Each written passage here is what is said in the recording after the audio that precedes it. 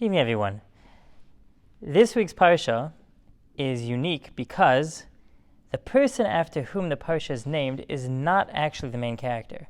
This week's Parsha is called Parshas Balak, but most of the focus talks about Bilam. Bilam was a sorcerer for hire, a mystic who would provide services for the highest bidder. And as this description probably sounds, he was not the most upright individual that could be hired.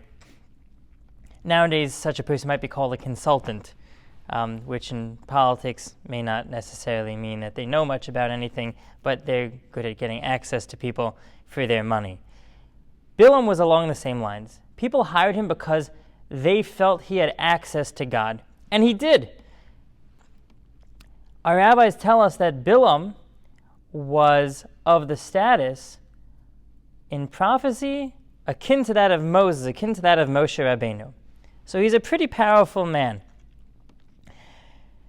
So Balak hires Bilam to go and to curse the Jewish people. He was concerned that his country was going to get invaded by the Jews.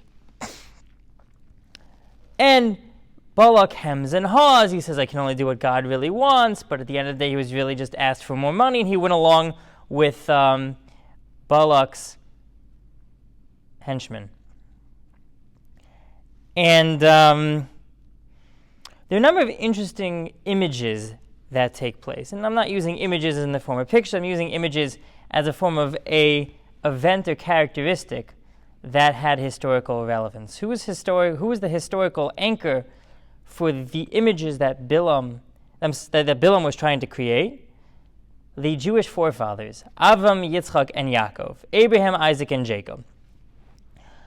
And our rabbis identify the similarities. They identify how Bilam was trying to copy our forefathers. One example is that Avram, on his way to the Akedah, to the binding of Yitzchak, of Isaac, was so excited he saddled his own donkey.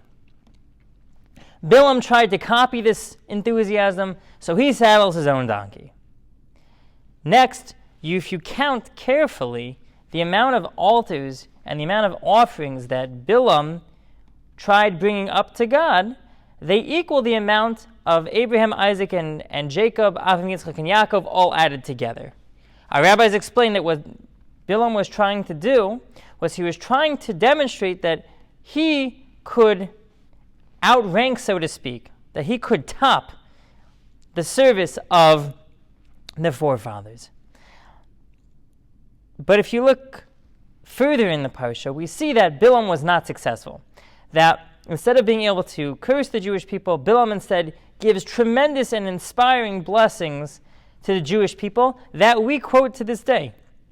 One example is the famous pasuk, Ma tovu ahalecha Yaakov, how great are the tents, O Jacob, which demonstrates the foundational aspect of the Jewish home, which is another inspirational topic that we could talk about another time. However, what was the problem? I mean, if you do the math, Bilam equals Abraham, Isaac, and Jacob. If they're the forefathers of the Jewish people, shouldn't Bilam have been able to wipe out that spiritual foundation? Shouldn't Bilam have been able to overcome that spiritual legacy of the Jewish people's anchor, that foundation? So why doesn't the math work out? The reason why this spiritual exercise in mathematics failed from Bilam's perspective is because he was missing the ingredient. As God mentions many times throughout the Navi, throughout the prophets section of the Jewish Bible, of Tanakh, God says, I don't care about your animals. I don't care about your sacrifices. I care about the intent. I care about the effort you put in. And God mentions many, many times through different prophets, rebuking the Jewish people, I don't care about the sheep. You know, Baba, black sheep, have you any wool? God doesn't care about how much wool the sheep has. God doesn't care on what color the sheep is. God doesn't care about the sheep. God cares about the intent, the effort, the tochen the content, the kavana, the intention. God cares about what's inside more than what's outside.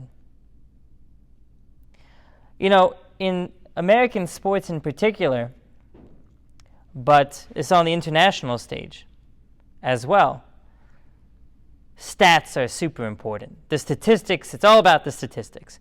You know, ESPN is showing some sort of international soccer tournament now. And they have commentators, and in the bottom of the bar, it says how many goals they had internationally, how many goals they had total, and so on and so forth. As if to say that they have the right to an opinion because of their accomplishments. And I'm not saying that someone who is good at what he or she does isn't entitled to his or her opinion. If someone's good at investing in the stock market, you should talk to them and see what their perspective is. See if they have any insight that you can glean. But that doesn't equate in Judaism to being worthwhile, to having worth, to having value. Of course, people who have worked hard and built a business provide us lessons from which we can learn. Athletes who work day in and day out to hone their bodies and to refine their craft can show us what it means to develop as people who are connected to God as well. How keep trying, keep plugging, getting up from our failures, and many other meaningful lessons to take away from. But we shouldn't confuse accomplishments, statistics, monetary value, stuff, with that which truly matters, with that which truly has value. And I would say, as someone who grew up in America, it's very popular that we care about amounts. We care about how big things are. We care about how much of something there is. How many lanes are there in a highway? How many subway lines are there in a particular city? And if you have more subway lines, you must be a bigger and better city. Well, what about if the subway doesn't run well? What if the highway is always clogged with traffic? When I spent 2 years in LA working as a fifth grade rabbi, a fifth grade teacher, I've never seen such a big highway and big highways all over the city not move anywhere. If the whole point of a highway getting from point A to point B in an expeditious manner, those highways flunked. They're no better than a parking lot where you sit during what's called rush hour. Even though no one's rushing anywhere, they're all sitting in the same darn place. But people talk about, the highways in Los Angeles. The highways in Los Angeles. This athlete, how many rings does he have? How about this? Is he a good person? Does he give charity? Is he good to his wife's, girlfriend's, kids? His own kids? Does he even know who his kids are? Do we ask ourselves, does that matter? Because you know what? Bilam didn't. Bilam said to himself, if I do what the Jewish forefathers did from a spiritual perspective, I will outrank them. I will have more merit than they do. I can wipe the floor with their kids. God's like, I don't care. It doesn't work that way. God's perspective is, it matters more who you are, what you are inside, than what you do, what you say, or who you pretend to be.